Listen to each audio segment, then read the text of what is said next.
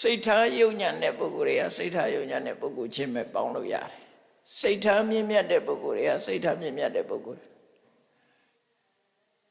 ဗမာစကားနဲ့ရှင်းရှင်းပြောမယ်ဆိုရင်ဝါဒနာတုရပေါင်းတယ်ဆိုလို့ရှိရင်ဒီခေတ်လူတွေပို့နာလဲလား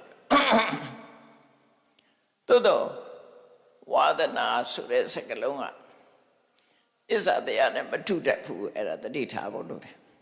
ဝါဒနာဆိုတာအထုံရနေခြင်းလို့သူရဲ့ literal meaning ကအထုံရနေခြင်းလို့ဆိုလို့တယ်အထုံရနေတယ်ဆိုတာဥပမာကိုဝတ်တဲ့အဝတ်စားတွေထဲမှာပယုတ်လုံးထည့်ထားရင်ပယုတ်လုံးအနံ့ဆွဲသွားရှင်မွေးထည့်သွားရင်ရင်မွေးအနံ့ဆွဲသွားတယ်အဲ့ဒါကိုအထုံရတယ်လို့ခေါ်တာအရက်ပလင်းဟာအရက်တွေသွန်ပြလိုက်တော့လည်းပဲအနံ့ကြမ်းတယ်အဲ့ဒါမျိုးဝါဒနာလို့ခေါ်တာနော်ငပိပလင်းဆိုရင်ငပိငံပြရေးပလင်းကိုငံပြရေးထည့်ထားတဲ့ပလင်းဒီငံပြရေးတွေကုံသွားလည်းပဲငံပြရေးအနံ့ကြမ်းတယ်ဝါဒနာရဲ့အဓိပ္ပာယ်ကိုပြောပြတာနော်ထို့တူပဲလောဘကြီးတဲ့ပုဂ္ဂိုလ်ကနောက်ဆုံးမှယဟန္တာဖြစ်လို့လောဘတောင်လောဘကိုပယ်လိုက်တာတောင်မှပဲသူကလူချင်းတဲ့အစွမ်းကပြတယ်သူအဲ့ဒါဝါဒနာလို့ခေါ်တယ်ဆဲတတ်တဲ့ပုဂ္ဂိုလ်တယောက်ဟာ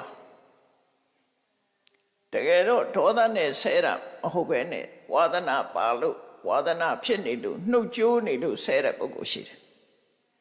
ယဟန္တာဖြစ်သွားတာတောင်ပြင်လို့မရဘူးအဲ့ဒါဝါဒနာလို့ခေါ်တယ်ဘုရားစာပေထဲမှာရှင်ပိလိဏဝိဆာဆိုတာရှိတယ်သူကပြမနာလူမျိုးဖြစ်ပြီးတော့ကျန်တဲ့လူမျိုးတွေကိုအောက်တန်းနောက်တန်းစမ်းလို့စိတ်ကထင်တယ်ဒါပေမဲ့ဘသူပဲတွေ့သူကအပေါ်စီးနဲ့ပြောတယ်ဟဲ့ငရုံးပါဟဲ့တူယုံပါဘသူပဲဖြစ်သူကဒီစကားလုံးကိုသုံးတယ်ပါဠိလိုတော့ဝတ္တလဆိုတာစန္ဒိနေအောက်တန်းစားလို့ခေါ်လိုက်တာဘသူတွေ့သူကအောက်တန်းစားပဲ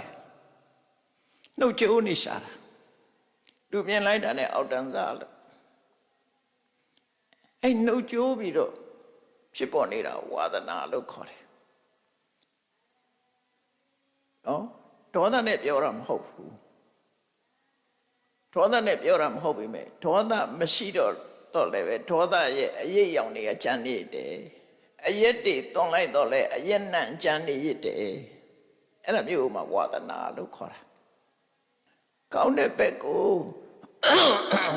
စိတ်ဆန္ဒရှိတဲ့ပုဂ္ဂိုလ်တွေဟာ